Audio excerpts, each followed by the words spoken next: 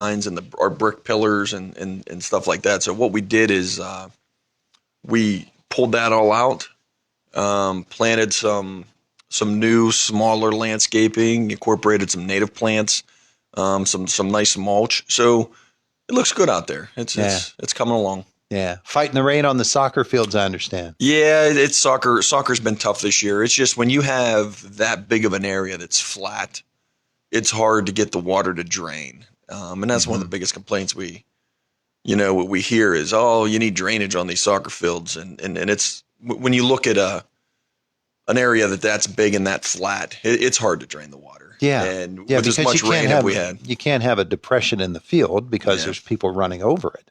And we've had in all across the township, we've just had, areas that are typically dry with the amount of water and how wide the water table is this spring.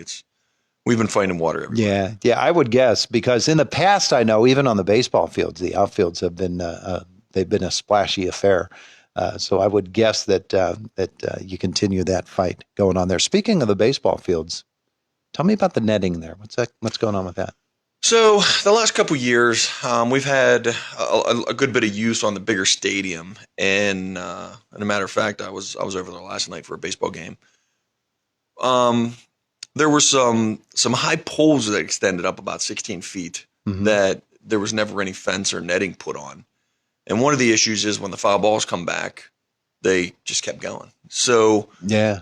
we sourced some netting material that's used for this type of purpose, and we installed netting on the back to limit the amount of foul balls and lost balls that we'll have. And it's a small thing, but I think it was needed by the baseball community out there. That's something they asked for, and that's something that we delivered. And Yeah. I think it's going to save several dozen balls a game. Actually, Nicely done. Yeah. Yeah. They might be little things, but they're big things to the people that are playing on them. And you've got some big events coming to the recreation complex. We do. We have May Mart this weekend, which is typically big event, and looking forward to it. We have the Mummy Mart coming up.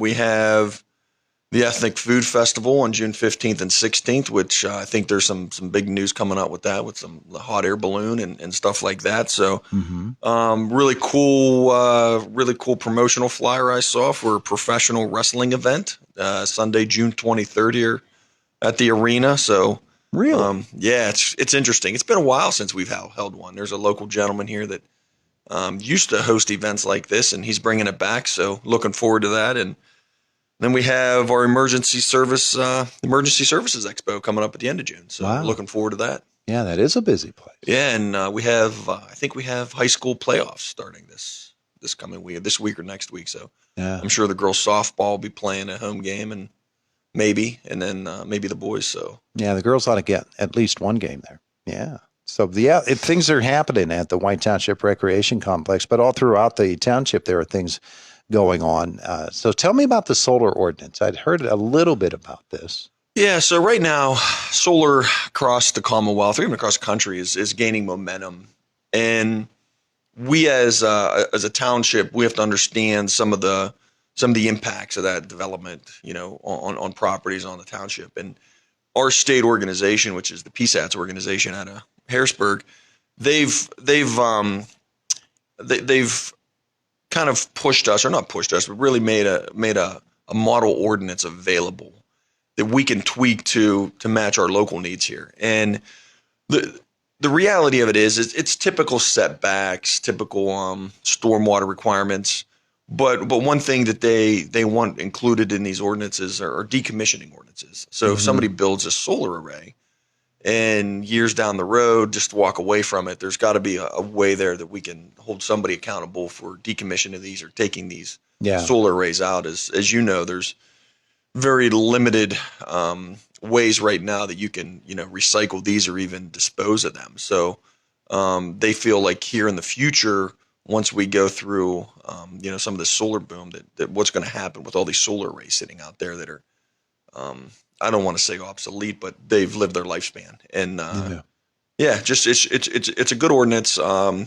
There's copies available at the web or the township office if anybody wants to read it, but it's good. It was a step right direction. Yeah, it really is, because you can't be left holding the bag there. Yeah. Yeah. All right. So busy construction season. You're really rolling in White Township right now. Yeah, road paving. I know I said this last year that it was the earliest our road construction or the road paving project was completed, but this year really was the earliest. We're completely done with our paving project. We had a contractor come in. There's some right now. We're out on Martin Road doing a little bit of rock work on the edges on the shoulder. We have Mill Run Drive. We have some dirt work to do. Apache Drive stormwater is probably going to kick off in the next month. Get that project moving and out the door. And then we're going to do some ditch work where we go out and we knock the edges of the road off with the ditches.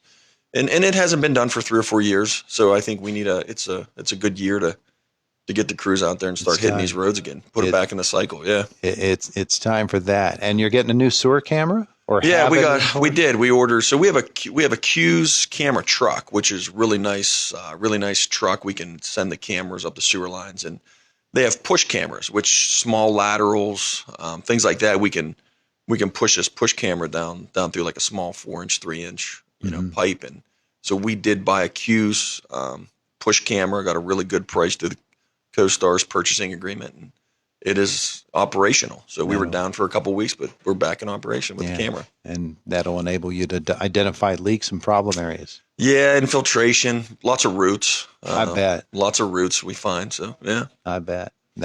So that goes on, the construction season, working underneath the roads and alongside the roads. And looking at White's Woods, the Stewardship Committee meeting the other day. Yeah, so May 2nd, we held, the Stewardship Committee held potentially their last meeting to review some of the public input that was received over 90-plus day public comment period. It was a good meeting. They had several public comments to review, incorporated some, modified the plan just a little bit, some grammatical stuff, and hereby they hope to have that plan to the supervisors here sometime in June, and we'll move with next steps, whether that's DCNR review or we're probably more than likely, and then putting that in implementation. There you go. So it's a really, really active season. It always is in White Township. But when you get rolling in the outdoor season, as we do in the spring, it seems like there's tons of things in different directions that you're going. Planning Commission tonight? Planning Commission tonight, 6:30. Really a full agenda. Second month in a row we've had a full agenda. So some good news coming out of that potentially for some community members. But busy. Jeez, White Township's a happening place. It is, that's for sure. And you're right there in the middle of it. Yeah. Chris, thanks so much for the visit this morning. I know that it's an awful tough time of the year just to keep the schedule straight, and you're doing the job. Appreciate it. It's always a pleasure. Thanks, Todd. It is the voice of Indiana County. It's WCCS 101.1 FM, AM 1160, and WCCSradio.com. Fox News is coming up next.